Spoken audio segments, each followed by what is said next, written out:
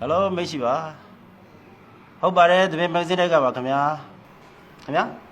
Xe chịu nhiều, chỉ bà đây khám ya xe chịu nhiều. Khán giả lấy cái nào bà khám ya? Xe chị.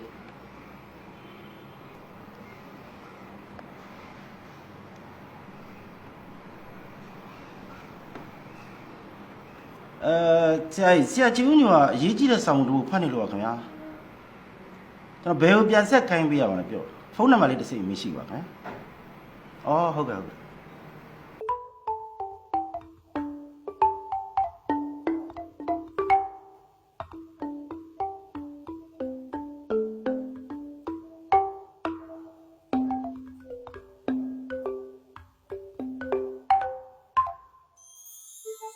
စရောင်းတောင်းနဲ့ရဏဘုံဆရာလိုင်တို့ဤထိုဘိသိက်ပြိုင်ကိုကျွန်တော်သည်ဘယ်သောအခါမှမေ့၍ရတော်မူမဟုတ်ပါတကား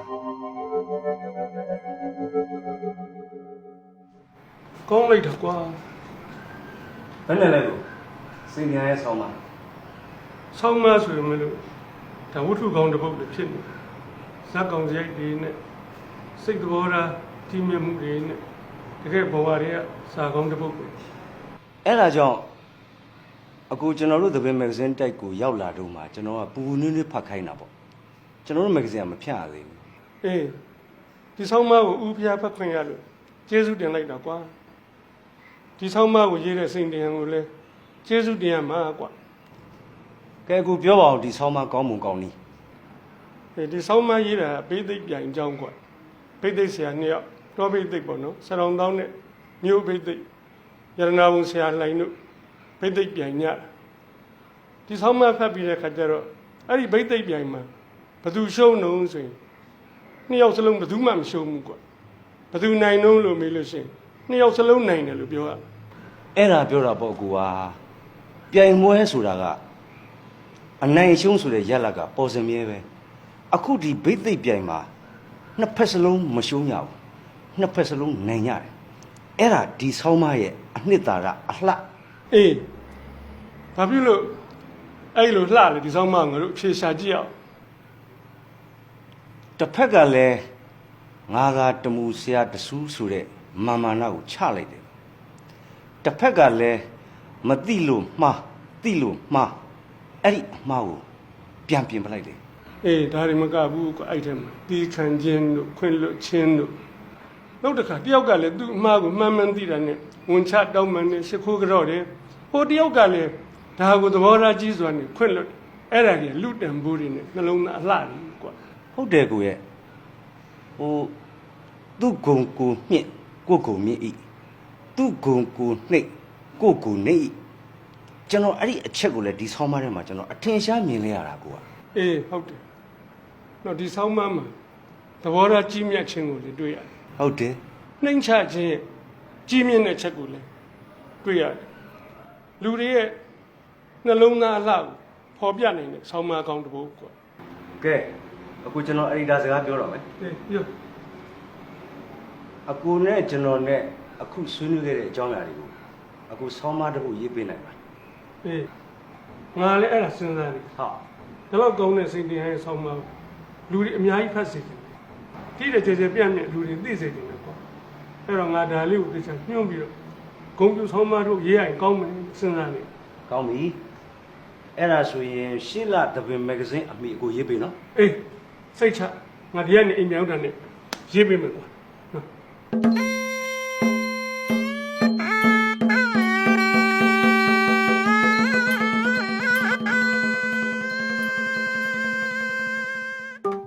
ဘဝအတွက်ကိုနေကောင်းရက်တာရွေးပြီးပြီဆိုတော့ဆိုင်းကိုဒီဆိုင်ကကြောက်ဆိုင်ကောင်းကောင်းတော့ငှားပြို့ဆိုင်ကအလေးရရွာသားကြီးစိန်တင်ဟန်းဆိုင်ကိုငှားမှာဗျာအိုးစိန်တင်ဟန်းရဲ့ဆိုင်ကနာမည်ကြီးပဲတိတ်ကောင်းတာဗောဆိုင်ကောင်းတယ်လည်းမပြီးသေးဘူးဘိသိက်ဆရာလည်းကောင်းအောင်ပါဟုတ်ဘိသိက်ဆရာမကောင်းလို့ကတော့ရှင်လူနာတာပေါ်ကြီးအီတီအစ်စစ်ကြီးဖြစ်နေမှာအိုးစိတ်ချသားမှတကြီးရဲ့ဘိသိက်ကလေးမန်းလေးရရန်နာဘုံဆရာလိုက်ငှားမှာရှင်ဟိုဟိုဘက်ရွာအလှတုံးကလေကျုပ်တို့ကြည့်ခဲ့ဘူးလေတိတ်ကောင်းတာပဲဟုတ်တာဗောအဲ့ဒီဆရာလိုက်ရလေအရွယ်ကလည်းငဲတယ်လူပုံကလည်းဂိုက်ဆိုင်ကြတယ်ရွတ်တန်ဖတ်တန်စာတန်ပေတန်လည်းကောင်းတမတော်တိတ်ကောင်းတာပဲဟာရွာသားကြီးစိန်တင်ရဆိုင်နဲ့ဆရာလိုင်းဘိသိက်ကတော့ တအားကောင်းပြောတအားကောင်းပဲ မင်းကလည်းစွတ်စွတ်ကောင်းနေဒီလိုတကြီးရဲ့ကျွန်တော်မိမကိုပြောတယ်တို့အလှမှာ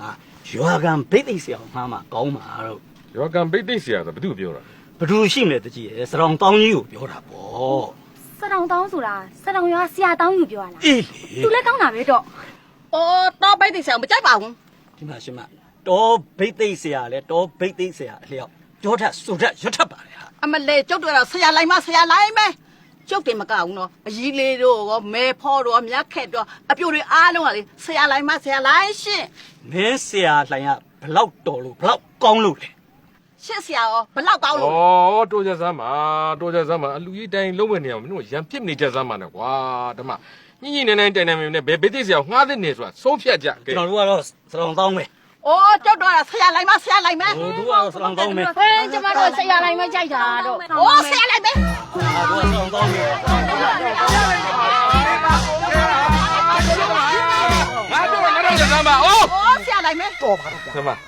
ငါနေတို့တကြီးတယောက်နေတော့ငါမပြောတော့နော်ရှင်လောင်းတို့နားဖောက်တယ်တို့ဆိုတာငါတူငါသားတွေဆိုတာမမှားဘူးမင်းတို့လင်မယားနှစ်ယောက်ကညှိလို့ကိုမရဘူးတယောက်တယောက်ကလည်းအလျှော့ကိုမပေးကြဘူးအဲ့တော့ငါပြောမယ်ဓမ္မမင်းရဲ့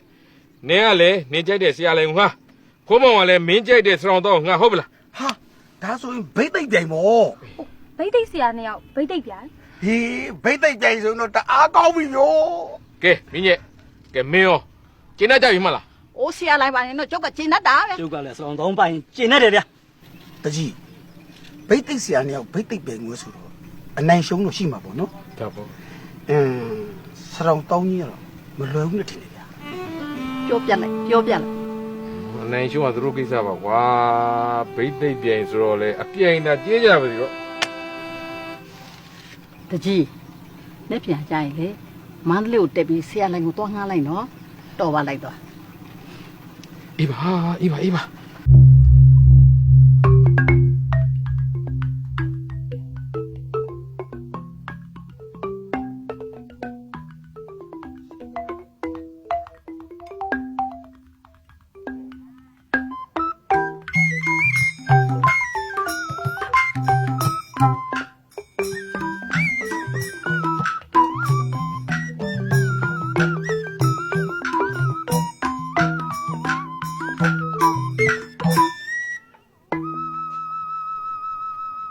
ဒီအင်းကဘိတ်သိက်ဆရာယတနာပုံဆရာလှိုင်ရဲ့အိမ်မှာလားခင်ဗျ ဩစိုင်းပုတ်ချိတ်ထားတယ်လေမတွေ့ဘူးလား တွေးပါတယ်ခင်ဗျာဟိုတေးကြောင်ထပ်ပြီးမေးကြည့်တာပါ ထိုင်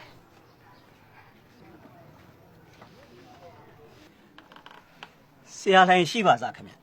ဆရာရှိရယ်ဆရာပေါ်မှာစာဖတ်နေတယ်ဘာကိစ္စ ဟိုဘိတ်သိက်ငားခြင်းလို့ပါ ဘိတ်သိက်ပြင့်တယ်လို့ပြောရတယ်ဘိတ်သိက်ငှားတယ်လို့မပြောရဘူး ဟုတ်ကဲ့ဟိုဘိတ်သိက်ပြင်းခြင်းလို့ပါခင်ဗျာ ဘယ်ကလဲ ကျွန်တော်တို့ကသောတာပန်ရွာစကိုင်းနာပါခင်ဗျ ဩဘယ်နေ့လဲ လာပြီးကြော်တင်းနေပါ ဘယ်လားပြကြော်တည်းရဲ့လေပြောရင်တီးကြပြောမှာပေါ့ဆရာပွဲများတယ်နော်အားတာမဟုတ်ဘူး ဟိုတပေါင်းလာပြီးကြော်တင်းနေပါခင်ဗျာ တပေါင်းလားပြကြော်တည်းရဲ့နေ့ခဏစောင့်ဆရာခေါ်ပြီးမယ်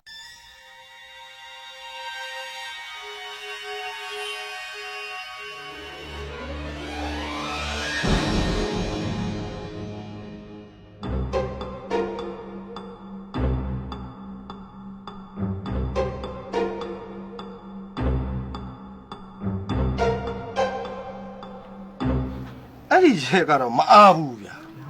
တခြားဘွဲလက်ခံလိုက်လို့ ဆရာအဲ့ဒီနေ့မေရီယာပွဲကစိုင်းမအားလို့ကျွန်တော်တို့အဖိတ်နေကိုပြောင်းလိုက်တယ်လေဆရာရဲ့ ဩအားနေတာလားအေးအဲ့ဒီရဲ့အားနေရင်လေဒီပုံကိုယ်ရဲ့ပွဲကိုလက်ခံလိုက်ပေါ့ကွာမင်းကလေအဲ့ဒါတဲ့ဆိုင်းကဘာသူဆိုင်းတော့ ဟိုဆိုင်းကရွာသားကြီးစိန်တင်ရမှာဆရာ ဩကောင်းတယ်ကောင်းပါလေစိန်တင်ဟန်းနဲ့ကြုတ်တွဲဘူးတယ်ဩဘုဒ္ဓေ ဗျာဆရာ အဲ့ဒီရက်ကလေးတိတိကျကျမှတ်ထားစားကွာနော် ဟုတ်ကဲ့ပါဆရာ ခင်ဗျားတို့အဲ့ဒီနေကိုကျုပ်ကိုဘယ်လိုလာကြိုကြမလဲ ကျွန်တော်တို့လှဲနေလာကြုံပါပါဆရာ လဲချမ်းရှိတော့လုံးမလာကြနဲ့နော် ပေါင်မိုးလှဲရင်လေးနေပါဆရာ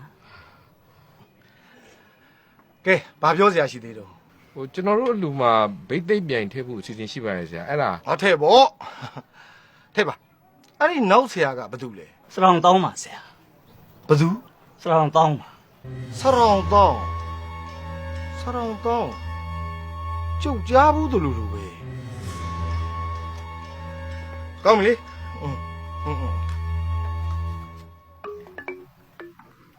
ကျွန်တော်တို့ခွင့်ပြုပါအောင်ဆရာ ဟုတ်ပြီ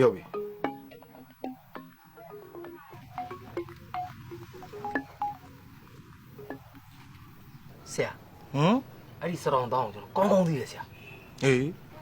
ဟိုစကိုင်းမှာကျွန်တော်တို့အမျိုးတွေရှိတယ်လေဆရာရဲ့ အေး စတောင်တောင်းဆိုတာစကိုင်းနောက်ဘက်စတောင်900ကဆရာရဲ့အဲ့ဒီဆရာတောင်းကိုသူတို့ကစတောင်တောင်းဆိုပြီးတော့သူတို့ခေါ်ကြတာ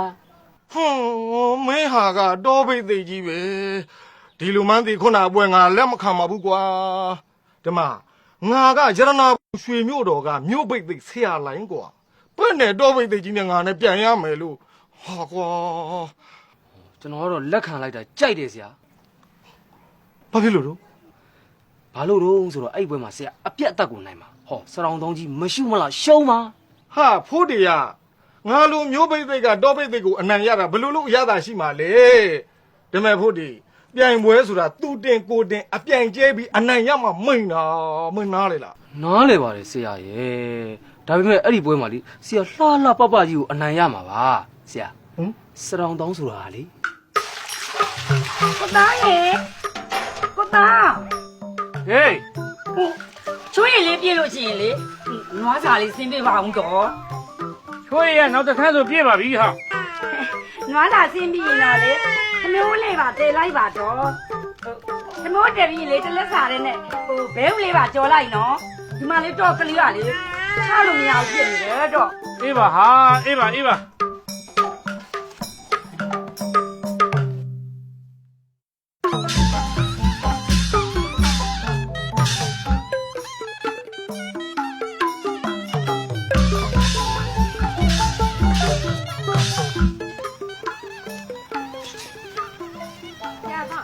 ဟေးဒီချွေးမပြေသေးဘူးလားတော့ ဒီတစ်ခါဆိုပြေးပါပြီဟာ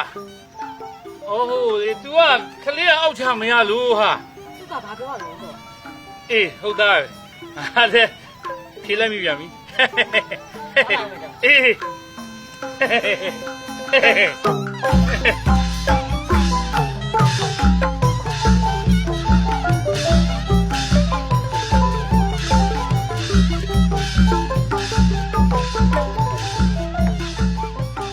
ရောဆရာတော် ဟေးဘာလို့ကွာ ช่วยခပြီဘာဆက်လောက်အောင်မလဲဗျ ငါးစာလေးစင်းဝင်ကြမှာတော့ကွာငါလည်းဖြေလိုက်မိပြန်ပြီကွာ နွားစာတင်ရင်ရောဘာလို့ဝါ ခမေဦးကလေးတေဦးမပဲဟာ ဟင်းရအောင် ဖဲတော့ငါမေးမဲ့ဘဲဦးကြော်စားမှာပေါ့ကွာမင်းလည်းအကုန်ရှောက်မဲနေတာပဲကွာ လာလာလာပေါ့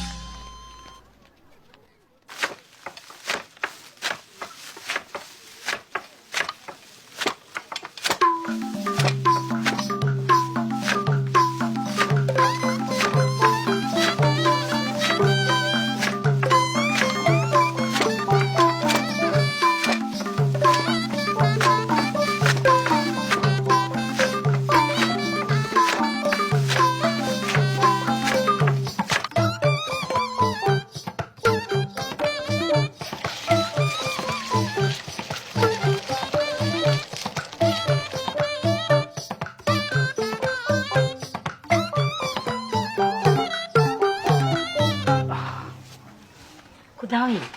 ဟိုနှစ်ဖက်ကတော့တာပံဘွယ်ဘိသိက်မြောက်ဖို့သွားအောင်မယ်နော်မင်းနေဦးမယ် မေးပါဦးကွာ ဟိုတော့ဘိသိက်မြောက်ဖို့ဝေစားတွေရောထည့်ပြီးပြီလား မိမလည်းကွာဆန်းလုံးမေးနေတယ်လွယ်အိတ်ကောက်လွယ်သွားပြီးရဲ့ဥစ္စာ ငါ့ယောက်ျားလဲလေတနာပါတယ်လေလုတ်တွေလောက်ရဘိသိက်မြောက်ရအိမ်လုတ်တွေလောက်ရနဲ့ပင်ပန်းနေပြီ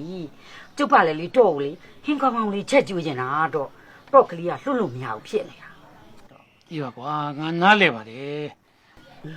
တော့တာပံဘွယ်ပြီးလို့ရှိရင်ရောဘာဘွဲနဲ့ငားထားတာရှိသေးလဲ ဘလို့မရှိသေးဘူးလေကွာ တုံးရလဲတော့ဘိသိက်မြောက်တဲ့အခါကျရင်တချင်းလေးပါလေဆိုပါလားလို့ ငါလည်းတက်သမျှမှတ်သမျှလို့ဆိုတာပဲကွာ အဲ့လိုတချင်းတွေပါလေစုတဲ့အခါကျလေစုတော်ငွေတွေပါလေရမှာပေါ့တော့အဲ့ဒီစုတော်ငွေရမှဟိုတကြီးတူမလေးညာနေဝတ်တဲ့ဘလာစီယာလေတစ်ထည့်ကို85ကျပ်ပေးရတယ်တဲ့တော့အဲ့ဒီဘလာစီယာမျိုးကျုပ်က2ထည့်လောက်လိုချင်တာတော့ဟိုတကြီးတူမညာနေဝတ်ထားတာလေလှမလှတော့ဟိုကျုပ်ပြောတာကြားရလားတော့ ပွက်ကြောကွာ ဟမ်ဟိုဘာဘလာစီယာနဲ့ပွက်တာနဲ့ဘာဆိုင်လို့လဲ မမဟုတ်ဘူးမငါထမင်းဟုတ်တယ်ဆိုတော့ပွက်ကုန်ထင်တယ်သွားကြည့်လိုက်ဦးမယ်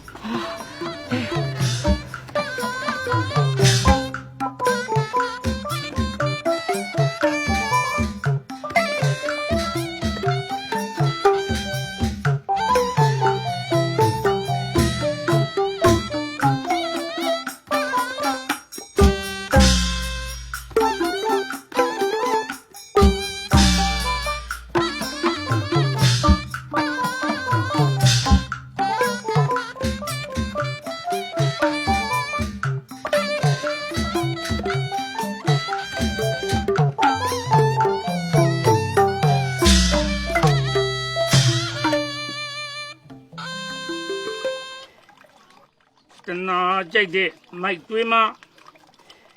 တနာကြိုက်တဲ့အမိုက်တွေမှာငိုက်မပြေရင်မူရှာကြတလေဒူဒီဒီဒီဒူဒီဒီဒီတနာကြိုက်တဲ့အမိုက်တွေမှာတနာကြိုက်တဲ့အမိုက်တွေမှာငိုက်မပြေရင်မူရှာကြတလေဒူဒူဒူဒူဒူဒူ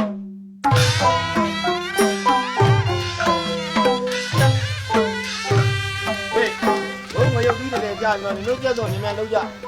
ငါပြောတယ်မို့လားညီတို့ညညာလောက်ပါလို့ပြောနေတယ်ဟုတ်တယ်ဒီလေးကဒီဆုံးပြီး ခင်ဗျားတို့ကလည်းမပြီးကြသေးဘူးလားဗျာသမင်းစားရုံမှာကလေးတွေရောက်နေပြီဗျ အိုးဒီမှာချက်ထုံးပြုတ်တုံးမဲ့ဟာခလေးတွေရောက်နေတယ်နည်းနည်းပါးပါထိန်းထားလိုက်မှာပေါ့တော့ ကလေးတွေတင်ဘယ်ကမလဲလူကြီးတွေရောရွာနီးချုပ်ဆက်တာအကုန်လာမှာအားလုံးမီးကိုတည်းဗျ ဟဲ့မနက်ခါဆိုဒီကပို့စီမှာဟာအေးပေါ့ဒီပဲစီမှာပေါ့အကုန်လုံးကဗိတ်တိတ်တယ်လို့အခေထားကြတာတော့ ဘိတ်သိပ်ပြိုင်တာဆိုရယ်ဒီဘွဲကြည့်ကောင်းမှာမဟုတ်ပါဘူးဗျာ ဟဲ့ဘာလို့ကြည့်မကောင်းရမှာလဲရန်နာပုံဆရာလှိုင်းနဲ့စရောင်တောင်းတို့ပြိုင်ရမယ့်ဥစ္စာ အဲ့ဒါပြောတာပါမျိုးဖိတ်သိနေတော့ဖိတ်သိညဘူးလို့ မင်းတို့စရောင်တောင်းကအတန်ကောင်းနေဆိုဟုတ်တယ်ဤလေးစရောင်တောင်းကအတန်တိတ်ကောင်းတာလေတော့ဆရာလှိုင်းကလည်းစာတတ်ပေးကြပါအေးပါဠိပါသားများရုပ်ဖတ်သွားလိုက်တာတကယ်ဓမ္မဂတိကကိုတော့ကြားတယ်ဆောင်းတောင်းကြီးလည်းရွတ်တတ်ပါတယ်ရေးရဲ့ဟုတ်ပါ တောင်းကအရွတ်ပဲရှိတာဟာမျိုးဖိတ်သိကြီးကအသားရောအစီရောအခောက်ရောပါတာဟဲ့ကောင်ရဝက်သားတစ်မျိုးနဲ့ရောနေပြီကွာငါရောင်းမနဲ့ခုတ်လိုက်ရကွာ ခောက်ပိုင်းထားလိုက်ကြပြခောက်ပိုင်း ကဲပါဘလို့ပဲတွတ်တွတ်ဆရာလိုင်းကအဖက်ဖက်ကတာနေတယ်စရောင်တောင်းကြပြန်တော့လေအားနဲ့နေပြန်ရင် ဟဲ့ကောင်ဘာအားနေနေတာလဲငါ့ကိုပြောပါဦး ခမည်းကလည်းသိရသားနေဗျာစရောင်တောင်းကြီးက ဟေးဘာပြောနေကြလဲဟာလောက်တာကြီးလောက်တော့မဟုတ်ဘူးရေတော်တော်ဖြစ်နေပြီလောက်ကြ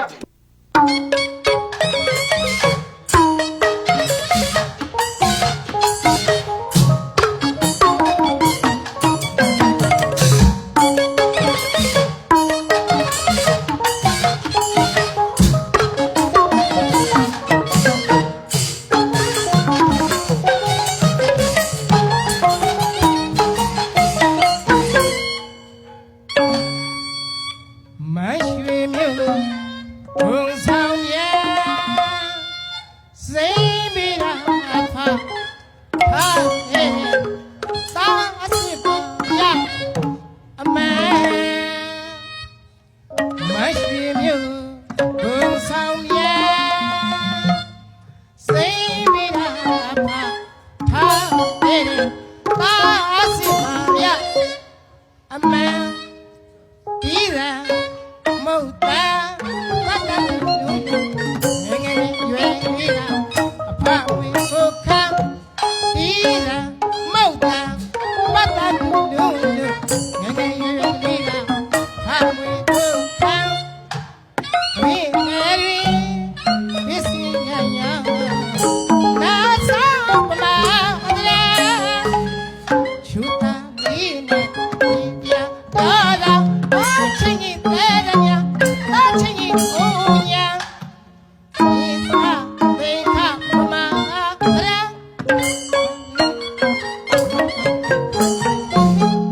စိန်ကြီးဟာစိန်ကြီးဟာမမြတ်စာမမြတ်စာအမွေခံခဲ့တဲ့အာစင်နာစိန်ကြီးဟာစိန်ကြီးဟာမမြတ်စာမမြတ်စာအမွေခံခဲ့တဲ့အာစင်နာရှင်မမြတ်ကစိန်ကြီးဟာနေမျိုးလာရဲ့ပြင်ညာမှာမျိုးလိုက်ကြိုက်တာနေလိုက်ကြိုက်တာဘုရမစင်မရဲ့ရွှေပြည်တဲ့ ဟေးနေမျိုးမလားကြိုသူပွဲရဆိုသလုံးနိုင်ထောက်ကင်းကွာရွာသားကြီးစိန်ပေရာဤရင်သွဲအစ်စ်ဂီတစာသူစိတ်တန်ဆိုပါလားမောင်ရ ဟုတ်တာပေါ့မောင်ရသူကိုယ်တိုင်ရဲ့သူကိုယ်တိုင်တီးတယ်အဖအမွေခံစိတ်တဟန်ဆိုတဲ့တေးသွားကိုမနစ်ကြပါရစေရွာသားရဲ့ ငါစင်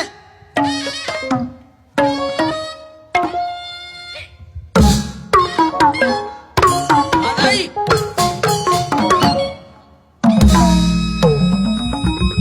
ဖတ်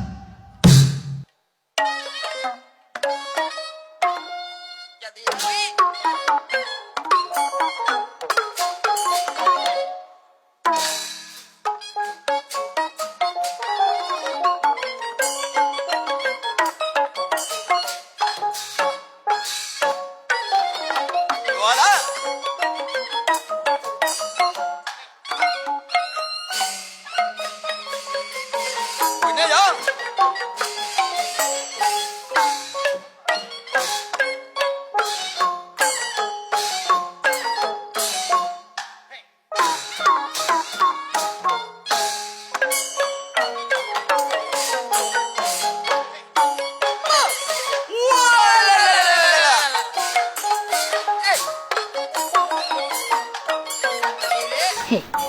ရတနာကိုဆရာလိုက်ဆိုတာတူတော့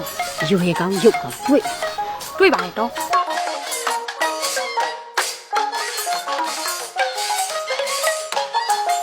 ဝတ်ထားစားထားတော့ဂိုက်ဆက်ကအပြည့် ရ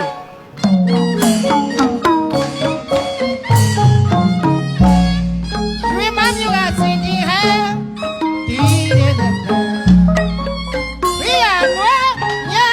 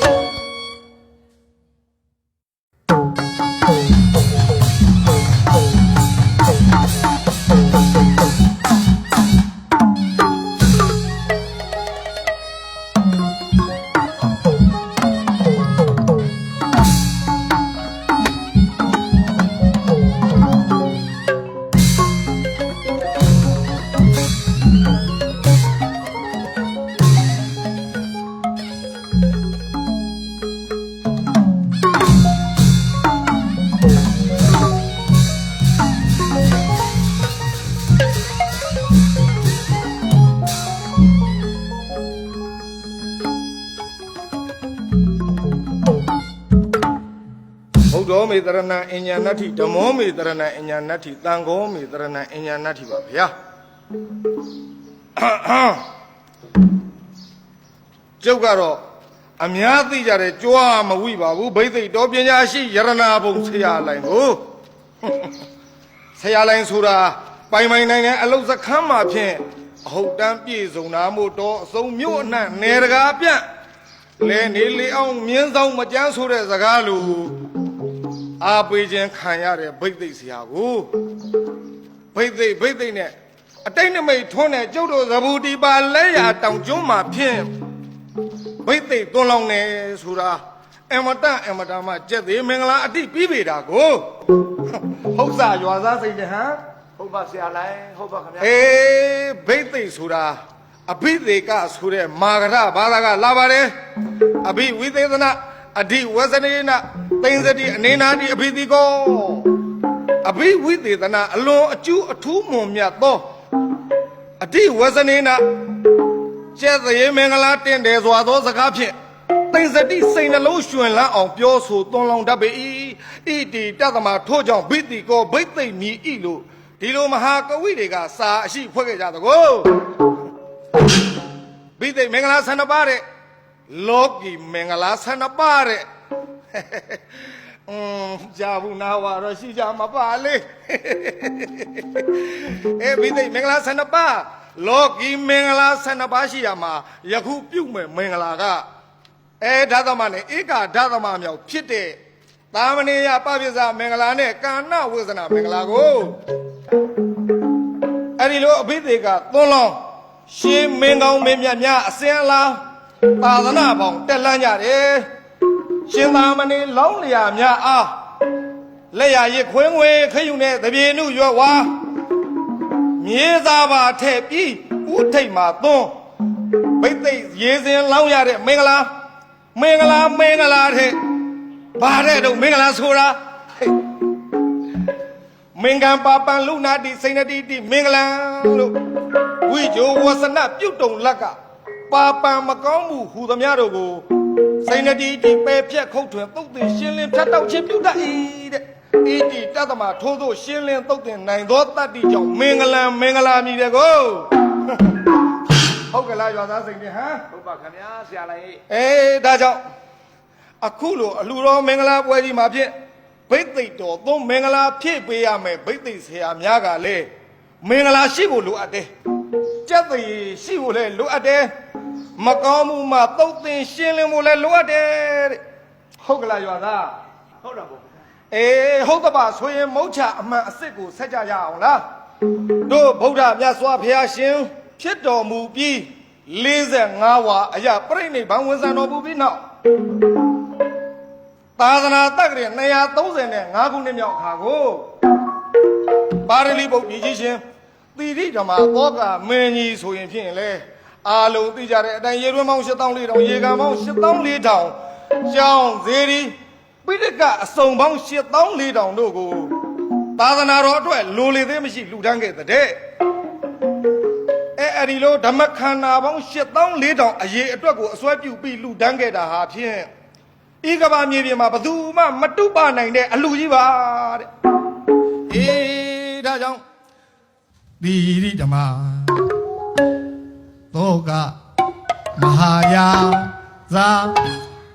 ရေရွေး8400ရေကန်ပေါင်းက8400မှာလူတော်မူရှာစေရီပေါင်းက8400အဲ့ဒီလိုသီရိဓမ္မသောကမင်းကြီးကရှင်မဟာမောက္ကလိပုဒ္ဒတိတ်တမထေရမြတ်ကြီးထံချင်းကပ်ပြီးဘုရားတပည့်တော်အပြင်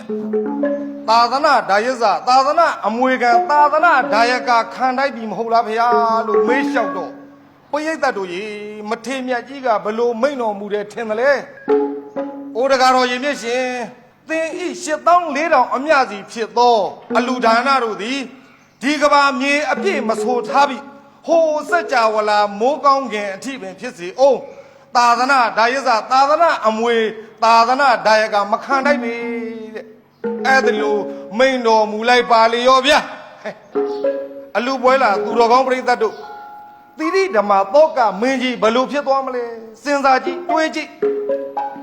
မထေရမြတ်ကြီးဆက်ပြီးမိန်တော်မူတာကဩတကာတော်ရေမြင့်ရှင်သင်သည်အကယ်ပင်သာသနာဒါယဇခံယူလိုပါကမိမိရင်၌ဖြစ်သောသားတို့အားမြတ်စွာဘုရားသာသနာတော်အတွင်းယဟန်ရှင်သာမဏေအဖြစ်သို့သွင်းချီးမြှင့်မှသာလျှင်မဖို့နိဗ္ဗာန်ဒီဟုသောသာသနာအမွေကိုခံယူတော်မူထိုက်သောသာသနာအမွေခံသာသနာဒါယကဖြစ်ထိုက်ပေသည်တကားတော်မသိသေးသူများလဲမှတ်သားကြဖို့ပေါ့ဗျာမသိတသိသိသလိုလိုမသိသလိုလိုသိစီအောင်များတက်ရောင်ကားများလဲမှတ်သားကြဖို့ပေါ့ဗျာဟောဒီလိုအလူတော်မင်္ဂလာပွဲကြီးမှာအလူရှင်မိဘများကလည်းသာသနာဒါယဇခံတိုက်သလိုဟောမောင်ရလောင်းလေးတွေနာတွင်းတယ်ကလေးတွေကကောမနုဿတ္တဒုံလဘလူဤအဖြစ်ကိုရခဲ့ခြင်းဗုဒ္ဓဘာသာဒုံလဘမြတ်စွာဘုရားသာသနာတော်နှင့်ကြုံကြိုက်ခဲခြင်း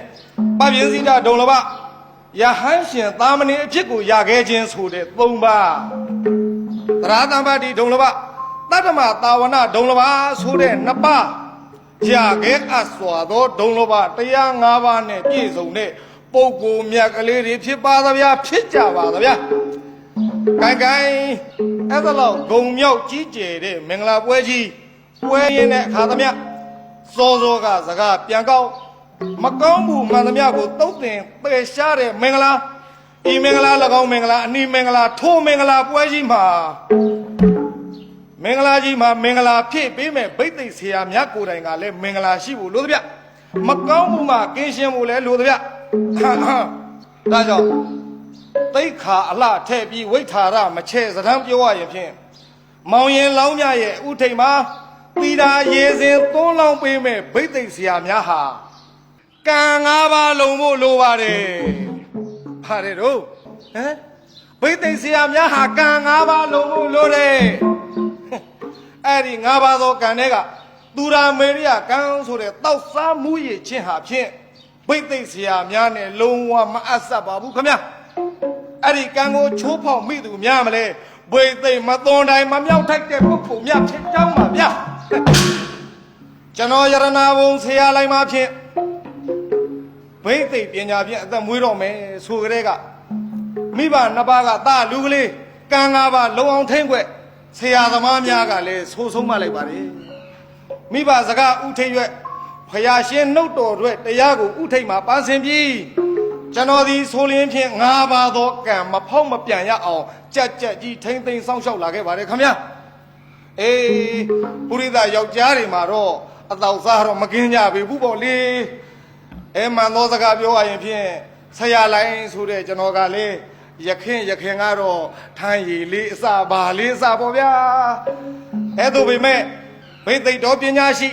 ယရနာဘုံဆရာလိုင်းဆိုပြီးနာမဝိသေသနာတက်ပြီးကြတဲ့ကသေရများဆိုရင်အစ္ဆတကေပါဏုပေတံဝေရာမဏိသိက္ခာပရမပဲကံ5ပါးထဲမှာဒီကံတဲ့အဖြစ်ကြီးသကူဗျာတန်တရားအဖြစ်ကြီးလေးတာခဏထားအောင်ယခုမျက်မှောက်ဘဝမှာတွင်ပဲဥစ္စာယုတ်ချင်းညင်းခုန်များစွာယောဂါထူပြောကြော်စောမဲ့တုံမလုံးအင်္ဂါပညာနဲရှာဤ6ပါးတောက်စားသေးစားအဖြစ်ဒီလိုလာသကောကပိဋကတို့စဉ်းစားကြည့်ယရနာဘုံဆရာလိုင်းဆိုပြီးထမ်းရည်အရက်တွေတောက်နေတယ်ဆိုတော့အဲ့ဒီသေရတွေတောက်စားပြီးတော့ဟောဒီအလူမန်းတက်တဲ့အရောက်လာမောင်ရင်လောင်လေးတွေနားတွင်ကလေးတွေကိုမင်္ဂလာရှိဟဲ့ဆိုပြီးဗိသိက်တွေမြောက်မန္တန်နေရွတ်ချီမန်းကွင်းနေစွတ်အလူလေးဗျာဆရာလိုက်ပါစနတ်ဝင်ဓာစီပြီးပြောအောင်ဘယ်မှာလာအကျိုးထူပါတော့မလဲထိုင်းရင်နဲ့တသင်းအရက်နဲ့1000တောင်းနဲ့ဒီပါစပါပဆိုတဲ့မကောင်းမှုဓာတ်ငွေနဲ့အမလေးလေးစောစောကပြောတဲ့မင်္ဂလာတွေအကုန်ပြောက်နတ်သုဒ္ဓခဲွယ်ဘောဇင်တဲ့မစင်တပဲသားရောက်လုံကြီးမောင်မဟိုလေအလူဝဲကြီးတစ်ခုလုံးအလကားအလဟတာဖြစ်ကုန်တော့မှာပေါ့အဲ့ဒီတော့သာသနာတော်နဲ့စမင်္ဂလာအယပြည့်စုံဖို့မင်္ဂလာရှိတဲ့အလူပွဲမင်္ဂလာရှိအောင်ဆင်နွှဲမှာမို့မင်္ဂလာရှိတဲ့ဟောဒီပါဇက်ကအလွန်အရေးကြီးလာပြီတကူ။ကိုင်းအဲ့ဒီတော့တိတ်နမိတ်ရင်ကဗျာစာထမ်းရင်နဲ့ဟိတ်တဲ့စိတ်အစင်လာမနွမ်းရအောင်ကိုင်းရွာစားဘိတ်သိမင်္ဂလာအခမ်းအနားဖွင့်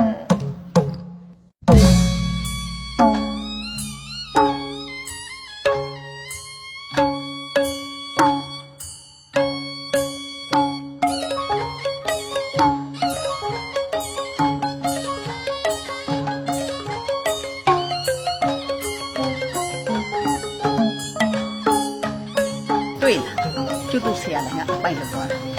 မင်းကလည်းစရောင်သောအလှက်မှမရောက်သေးတာဘယ်ပြောလို့ရမလဲစောင့်ကြည့်တာတော့စရောင်ကောင်းက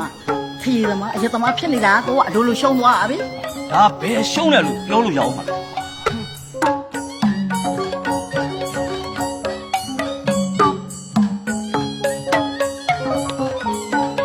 ကျိုးစရောင်တော့သွားပြီဒီဗျာဆရာလည်းကပိတ်တလေးနဲ့ဘေးပြစ်သွားတာဗျာစတောင်ကောင်းကြီးဘာပြန်လုပ်မလဲဆိုတော့စောင့်ကြည့်ကြပါဦးဗျာဟာ ဘာမှပြန်လုံးနိုင်မှာမဟုတ်တော့ပါဘူးကွာဟိုကသူ့နေကျူးမင်းပိုင်တယ်တော့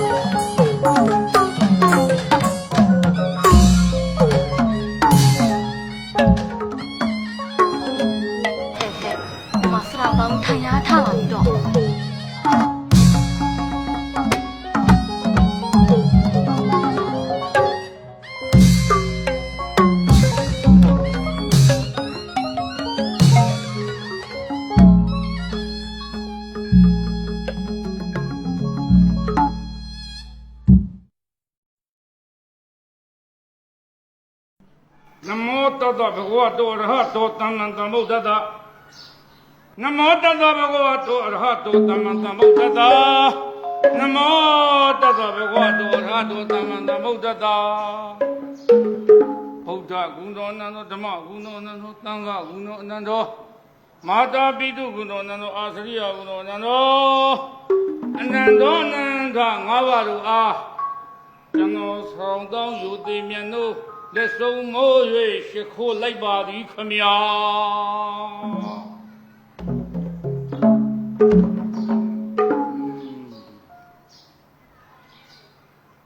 ဟဲ့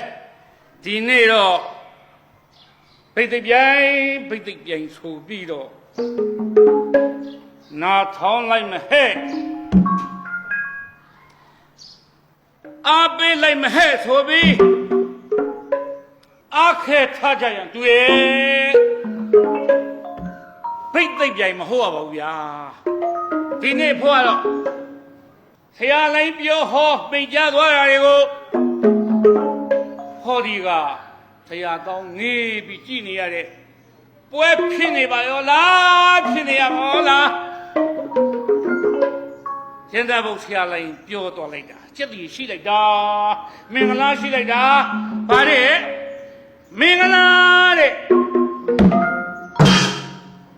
မကောင်းမှုတွေကိုပယ်ရှားတုတ်တင်ခြင်းကောင်းမှုတွေကိုပြုခြင်းမင်္ဂလာတဲ့ဆရာလိုက်စကားတွေကြားပြီးဟောဒီကဆထောင်တောင်းလေ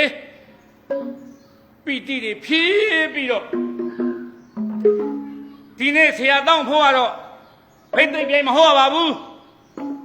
အင်မတန်မင်္ဂလာရှိတယ်မင်္ဂလာနေ့ပါပဲခမညာလို့ဒါကြောင့်ယနေ့အလှတော်မင်္ဂလာရဲ့ဘိတ်သိက်တော်ကြီးမှာဖြင့်အင်မတန်မှကြားရနာရခဲ့လာသောမင်္ဂလာစကားများကိုပြောဆိုမိတ်ကြားသွားတဲ့ကျန်တော်ဘုဆရာလိုက်သည်မင်္ဂလာပေါင်းနဲ့ပြည့်စုံသူမြန်မာပညာရှိပန္တိတ်ကဝိတဆုဖြစ်ကြောင်းဟောဒီကျွန်တော်မောင်တောင်းကကြေညာမောင်းခတ်လိုက်ရပါပြီခမညာ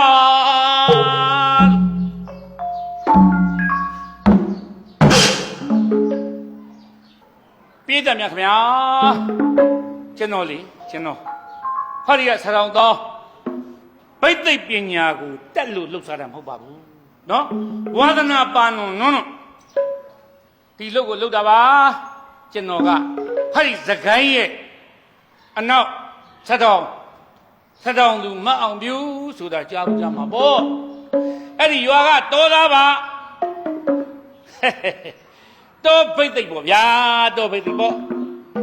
တော်ဘိတ်သိက်ဆိုတော့အပြောတစိတ်မှားရင်လည်းသိခံကြပါရောလို့ကျွန်တော်ကတော်သားပြီးပြီးအဖေကွယ်လွန်သွားတဲ့နောက်တောင်သူအလုပ်ကိုနွားထွန်ရှင်းဆယ်စည်းတဲ့တောင်သူအလုပ်လုပ်နေရတဲ့သူပါခင်ဗျာလို့ကျွန်တော်မှာတောင်သူအလုပ်တဲ့ဘိတ်သိက်မြောက်တဲ့အလုပ်ကိုပိုးပြီးတော့မာသနာကကြီးလေတော့ဘိတ်သိက်300မြောက်ရင်ပြီးရောဆိုပြီးလှုပ်လက်စားလှုပ်တွေပြေးချကမန်းကလည်းထွက်လာလိုက်တာနည်းနည်းတော့အယောင်နောက်ကျသွားတယ်ဗျာအဲ့ဒါလို့ ပိတ်သိမ့်သွန်းပြီးတော့အိမ်ပြန်လာအိမ်လည်းကြောက်လွယ်ကလေးဘုတ်ဆိုပြစ်ချရတယ်ဆိုရင်မဲဟဲ့သားလူလေးမောင်တော်လာစမ်းအမေတာလာစမ်းမငွေသမီးခင်ကနဖူးလေးဆန်းညမက်ကလေးဖိပြီးတော့သားရဲ့ပိတ်သိမ့်ဆရာလှုပ်ပြီးဘလောက်များဟောခဲ့ပြောခဲ့တယ်လေအသေးဒီနာပါမယ်ဦးဒီနာပါမယ်အဆုတ်တွေနှလုံးတွေကွဲပါမယ်ဟဲ့အမေတို့မှာဘာပူစရာရှိလို့တော့ဟင်မင်းအဖေးထားခဲ့တဲ့လေတွေနဲ့တက်တက်စမကုန်ပါဘူးသားရဲ့မင်းဖိတ်သိမ့်လောက်ကငါသားလေးအမောဆိုပြီးဒုက္ခရောက်ပါမယ်သားရဲ့ဆိုပြီးတော့မိခင်မြစ်တာအပြည့်နဲ့ပြောရှာတယ်ဗျာမိခင်ဗျာတဲတနာစရာကောင်းတာဘူးဗျအဲ့ဒီလိုမေတ္တာတရားကြီးမားတဲ့မိဘရင်ခွင်မှာကြီးခဲ့ရတဲ့သားသမီးများဟာအမတန်ရင်ကျေးသိမ်မှုကြပါလေကျွန်တော်မှာတော့အဲ့ဒီမိခင်မှာကွယ်လွန်သွားဟာပြန်တော့မောင်တောင်းဟာမလိမ္မာမရင်ချင်းတိုင်တော့ပါလို့နော်တို့တို့လေကျွန်တော်အမေနေရာမှာလူစားတအုပ်ဝင်လာတယ်ဗျအဲ့ဒါကတော့ကျွန်တော်ရဲ့အရေးပိုင်းမှာအရေးပိုင်းဆိုတာတခြားတော့မဟုတ်ဘူးယောကျွန်တော်အရေးတွေကိုသူပိုင်နဲ့ကျွန်တော်မိမ့်မှာပါပဲခင်ဗျာကဲရှင်းတယ်ပဲကိုပေါင်းကိုလှန်ထောင်းလိုက်ဦးမယ်နော်အဲ့လိုပိတ်သိမ့်မြောက်ပြီးပြန်လာလွယ်ကလေးဖုတ်ခနဲ့ပြစ်ချလိုက်တယ်ဆိုရင်ပဲကျွန်တော်ရဲ့အရေးပိုင်းကအနာကပ်လာပြီကိုတောင်းခေါ်ပုံကကိုတောင်းဘာလဲကွာဆိုတော့ရှင်ကိုနောက်ထပ်ပွေးငှားလိုက်သေးလားတဲ့အခုတော့မငှားလိုက်သေးပါဘူးကွာလို့ပြောတော့ဘယ်ငှားမလဲတော့ကတချင်းလေးဘာလေးမှမဆိုတာကိုတဲ့အေးဟုတ်ပြီသားပဲကျုပ်ကလည်းအဲ့ဒီကအရေးပိုင်ကြောက်ရတဲ့သူဆိုတော့တချင်းလေးပါလေးဆိုကျင်အောင်မှာပဲဆိုပြီး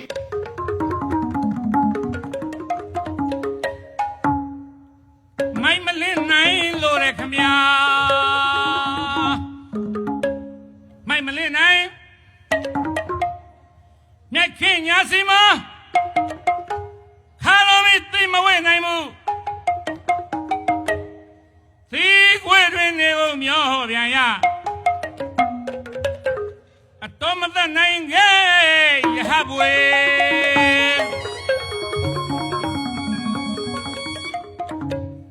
အလုံးတိတော်မူကြတဲ့အတိုင်းပါပဲခင်ဗျာလက်ဒီဆရာတော်ဘုရားကြီးကကင်းဝင်မင်းကြီးကိုပေးတဲ့တန်ဝေကလေးကြိုးပြီးရဲ့အစပိတ်ပါပဲမိုက်မလင်းနိုင်တဲ့ကျွန်တော်မောင်တောင်းလို့လူမျိုးပေါ့ဗျာမောင်လိုက်မိုက်လိုက်တာမှဝိဇ္ဇာအလင်းအောင်မရှိတော့ပါဘူးလို့နော်ကိလေသာဝကာမဝဝိပါကဝဆိုတဲ့ဝိသုံးပါအဝိဇ္ဇာတဏဥပါဒံဆိုတဲ့ကိလေသာဝတ်နယ်အတွင်းကာမဘဝသေခါရဆိုတဲ့ကာမဝတ်နယ်အတွင်းသင်္ခါရဝိညာဉ်နာယုတ်တာလာယရဏဝေဒနာဇာတိဇာဗျာတိမရဏဆိုတဲ့ဝိပါကနယ်အတွင်းကိယုတ်ကင်းရှောက်နေရတယ်လူမိုက်မောင်းတော်ဟောဒီမောင်းတော်လူမိုက်လောကမှာမရှိတာတဲ့မသိတာခက်တယ်မသိတာတဲ့ပိုခက်တာရှိသေးတယ်ဗျမရှိတာကရှိအောင်လုပ်လို့ရတယ်မသိတာကသိအောင်လုပ်လို့ရတယ်မလုပ်တာကြတော့လုပ်မှမလုပ်ပဲဘာမှကိုမရတော့ဘူးလို့နော်လောကီပဲဖြစ်ဖြစ်လောကုတ္တရာပဲဖြစ်ဖြစ်ဘာမှမလုပ်ရင်ဘာမှကိုမဖြစ်ဘူးသိရသားနဲ့မလုပ်ရင်လည်းပဲအဲ့ဒါမသိခြင်းပဲလေဗျာဟောဒီကမောင်တောင်းလောက်တာတခုတော့ရှိတယ်ဟာဘာတွေများအတွေးပေါက်နေကြတာတော့မောင်တောင်းလောက်တာကလေဟောတာဒါအာလေမောင်တောင်းဒါလောက်တယ်လို့အဲ့ဒါကြောင့်ဟရိယဆရာတော်ဟာလူမိုက်ကြီးပါဗျာဘလောက်မိုက်တယ်လဲဆိုတော့အမိုက်ကြီး၅ပါးဆိုရရှိတယ် ကာမတံမောဟနှစ်ဓမ္မတံမောဟသုံးပစ္စယတံမောဟလေးလက္ခဏာတံမောဟငါးနိဗ္ဗာန်တံမောဟအမေဟမ်ဆရာတော်မင်းကပါဠိတွေမကြီး၅ပါးလေးပြောလို့အနဲ့အဓိပ္ပာယ်သိရလားကွာမေးပါဆရာတော်မေးပါရပါတယ်ရမှာပေါ့ဒီလာကန်လေးမှာရွာဦးကျောင်းကဆရာတော်နာကမေးပြီးလက်ပူတိုက်ကျက်လာခဲ့တာကိုဗျကာမတမောဟကံကံဤအကျိုးကိုမသိခြင်းဓမ္မတမောဟပညာစိတ်တဒိဋ္ဌိဤဝိပ္ပန္နတရား၃ပါးကိုလွယ်မှားခြင်းပစ္စယတမောဟပရိစ္ဆသမုပ္ပါကိုမသိခြင်းတဲ့လက္ခဏာတမောဟအနိစ္စဒုက္ခအနတ္တဆိုတဲ့လက္ခဏာရဲ့၃ပါးကိုမသိခြင်းနိဗ္ဗာန်တမောဟတဲ့နိဗ္ဗာန်တန်တိစခန်းကိုမသိခြင်းတဲ့ဟောဒီကမောင်တောင်းလူမကြီးမသိလိုက်ပုံများတော့အိမ်ကဟာမကြီးအိမ်ကအရေးပိုင်းမကြီးရဲ့ပရိယေမာယာကိုမသိဘူးဗျာမိမများတေမာယာများသကိုဗျာဟမ်ဩဒီသောတာပန်ကမိမလေးပြောတာမဟုတ်ပါဘူးနော်ဝချက်ကမိမလေးကိုပြောတာပါဩဝချက်ကလည်းနည်းနည်းလေးအလှကြီးဆိုတော့လာရမှာဝချက်ကိုပြောတာမဟုတ်ပါဘူးဗျာအားလုံးကမိမလေးကိုပြောတာပါအားလုံးကလည်းနည်းနည်းပဲဗျလာကြမှာလူကြီးတန်းကြီးဆိုတော့အားလုံးလာကြတာဆိုတော့ကဲအားလုံးမျှခံလိုက်ကြပါဗျာ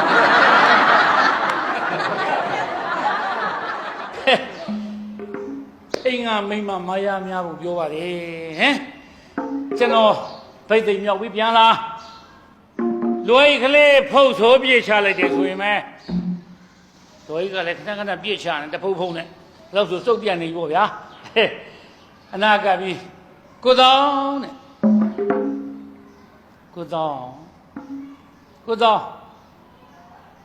ရှင်းပြန်လာတော့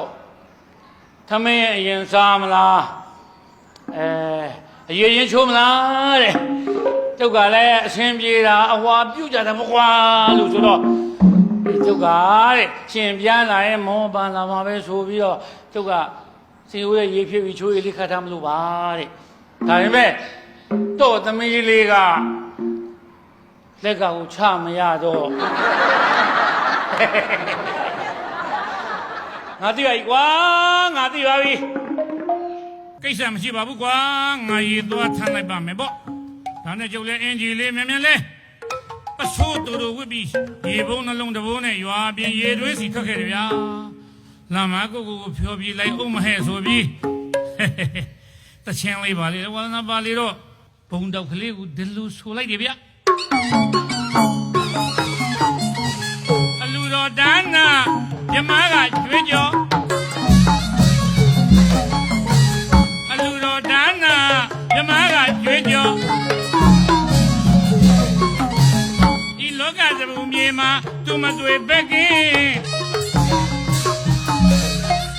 ရေသက်ချလို့အမြဝေပါသည်ရေသက်ချလို့အမြဝေပါသည်အလိုရဒီခေမရောက်ဖို့ဤမဒီခေမရောက်ဖို့ဤမ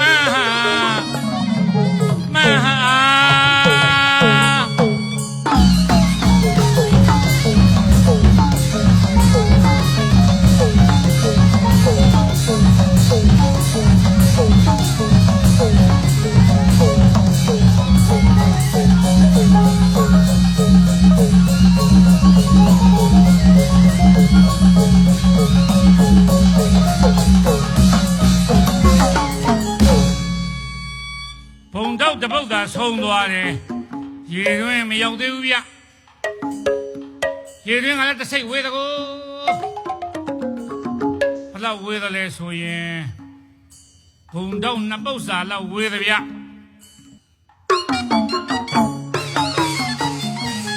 မြမရိုးရအလူပွဲသူနွဲကြပျော်ရွှင်သွားရဲ့သူနွဲကြပျော်ရွှင်သွားရဲ့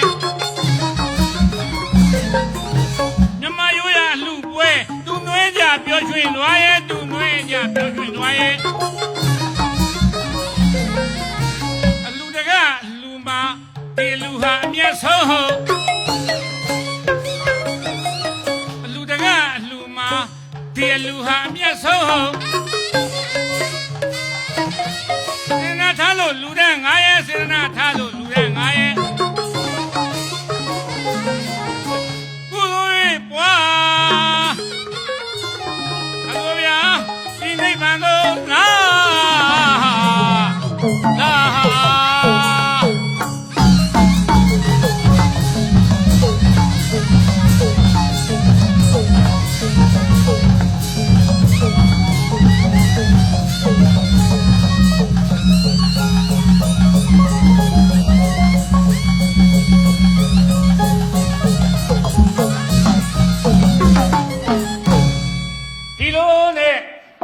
夜队要打不呀？夜队要的所以呢，夜的不夜皮，打不嘞呢，小皮，看见了夜不啊，那不别说累的呀。第六呢，那也等你呀，要多，确实浪起来了哦。若无这里通电杆婆婆呢，家里也其他也那样子吗？今牛子也讲来到，他呢就拿来骨头在口里闻拉比，撸撸呗，弄片要拉那个，那边呢地在口里不边。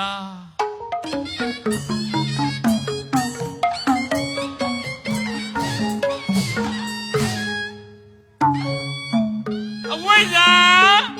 没干错？没啥牛？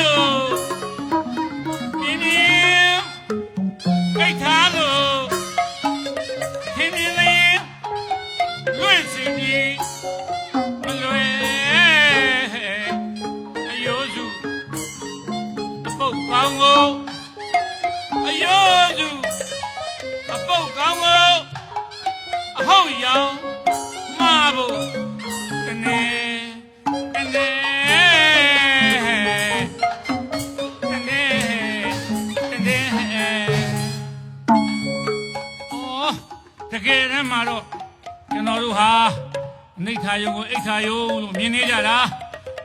今年家啦吧啦，把将来为啥嘞？为啥？毛巾白钱错钱，外件慢慢明年呢马到地，哎地路为啥忙跑来了？把皮的来的，把皮的来了。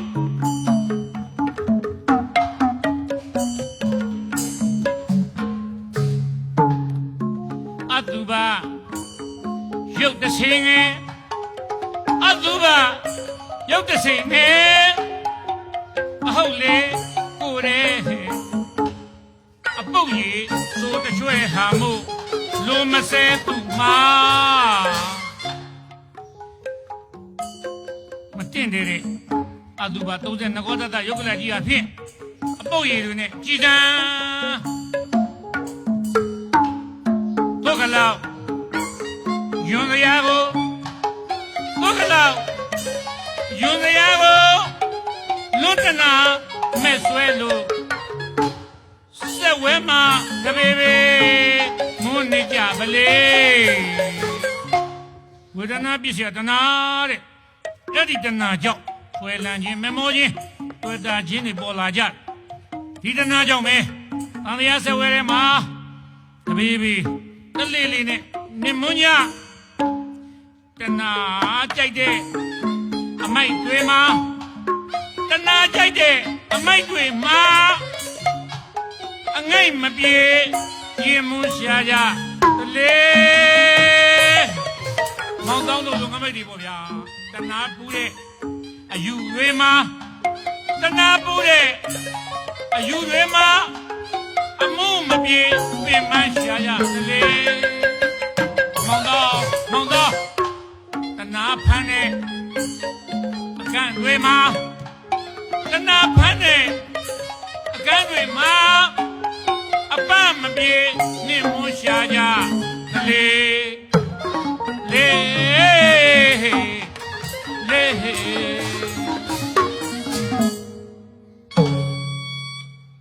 တယ်လို့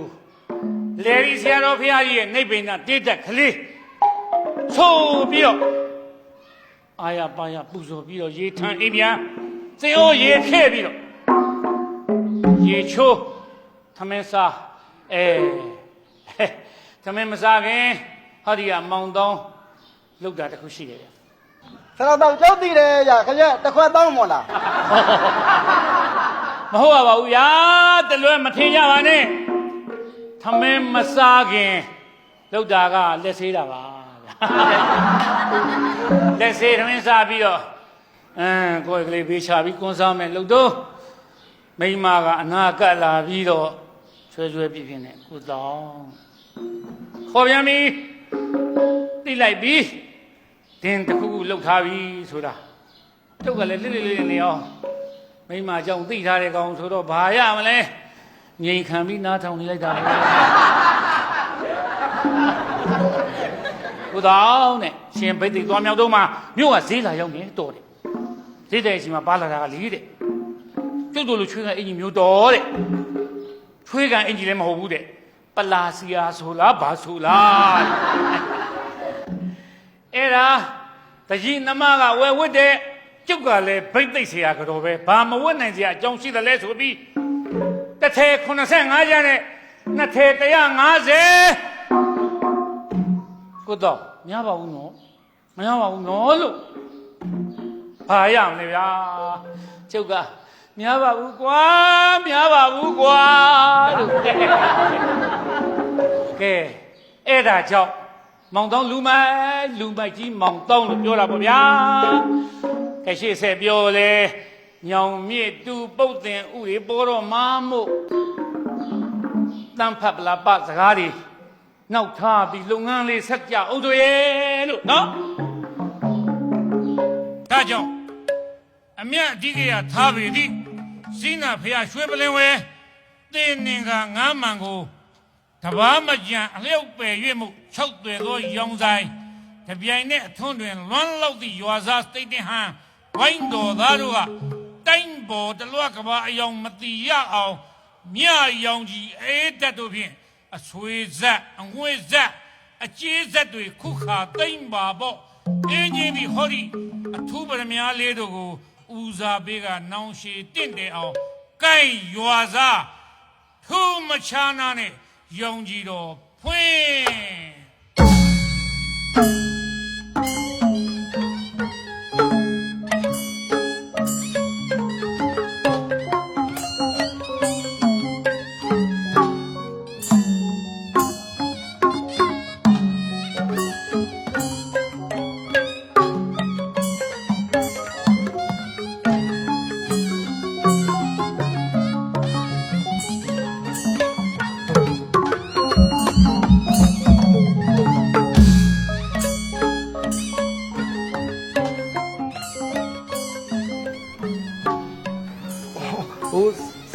ဆရာတော်မဆက်လုပ်လိုက်ပါ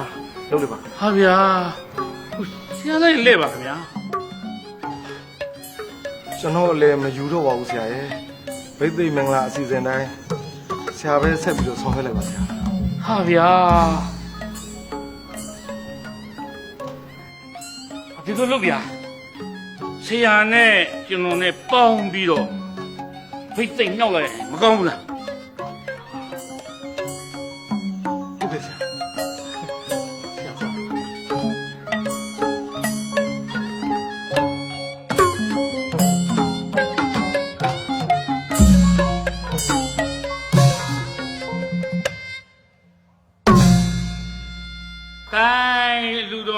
ထုံးစံတိုင်းတရားပင်ကန်းကစောက်ကြရအောင်လို့လောက်ချီအာယုံပြုကြဗုဒ္ဓသာပူဇာမဟာတေဇဝန်တော်ဓမ္မသာပူဇာမဟာပညာဝန်တော်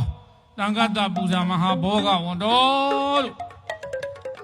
လို့လောကီနလီသိမ့်ချုံခုံကျက်တရေပေါင်းကောင်းစွာမပြစ်ပိုက်ထွေးထားတော်မူအပ်သော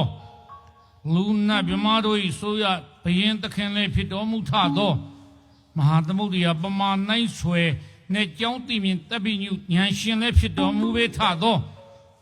တတဝါပေါင်း၏တိုးဘွားရင့်တန်ကျိုးနှစ်တန်ကို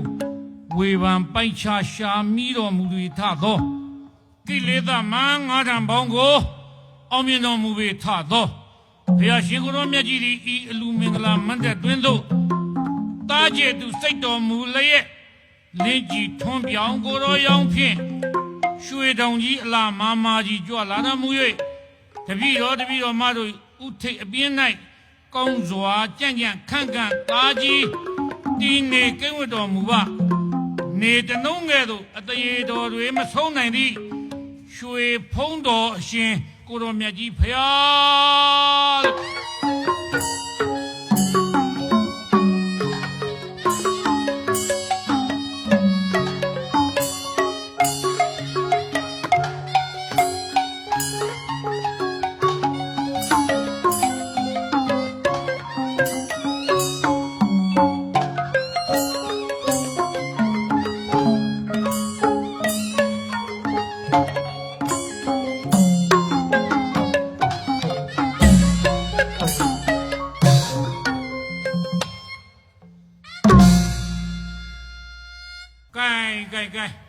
ဆရာလိုင်းကအစီအစဉ်အတိုင်းဆက်လက်ယူပါရောဗျာယခုအခါတာမဏေရပပစ္စာမင်္ဂလာကိုခံယူသောသူတို့သားလေးများနှင့်ကန္နာဝိဇ္ဇနာမင်္ဂလာကိုခံယူသောသူတို့သမီးလေးတို့သည်အနန္တ၅ပါးကိုပူဇော်ရန်ကာယဝစီမနောချီပြီးပဏာမဖြင့်ကံသုံးပါးမြောက်လက်အုပ်ချီမို့ရှ िख ိုးကြောကြပါစို့။ကဲအာယုံပြုကြဗုဒ္ဓဂုဏောအနန္တောဓမ္မဂုဏောအနန္တောသံဃာဂုဏောအနန္တောမာတာပိတုဂုဏောအနန္တောအာသရိယဂုဏောအနန္တောအဘိဝါရဏတိလိတ္တနေဆံဟုတ်တာပစာယိနောစတ္တာရောဓမ္မဝရံဒီအာယုဝနောဒုက္ခံဗလံ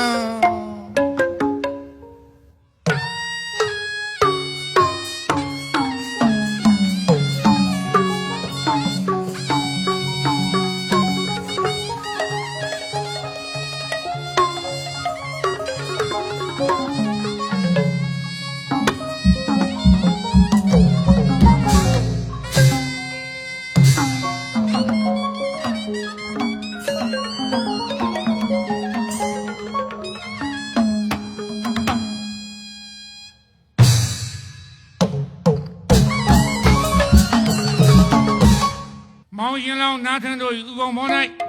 မင်္ဂလာပေါင်းခံကြောင်းပါစေတည်းမင်္ဂလာပေါင်းခံကြောင်းပါစေတည်းမင်္ဂလာပေါင်းခံကြောင်းပါစေတည်းလို့မင်္ဂလာဆိုတာဖိတ်ခေါ်လို့ပြပါပေါ့စိတ်ပျော်လို့မငြီးစရာရွာသားတို့နဲ့စာသွားရှာကမင်္ဂလာတစ်ခါတစ်ဖိတ်ဖိတ်လျန်းတင်ရအောင်ဗိတ်သိက်ခန်းရေစင်ဖြန့်အောင်ပန်းပန်းရတွင်မောင်ရှင်လောင်းနားထွင်းတွေဘေးထွေတွေရှင်းပေမို့အေးရေခင်းပေးပါသုံးငန်းဗျာ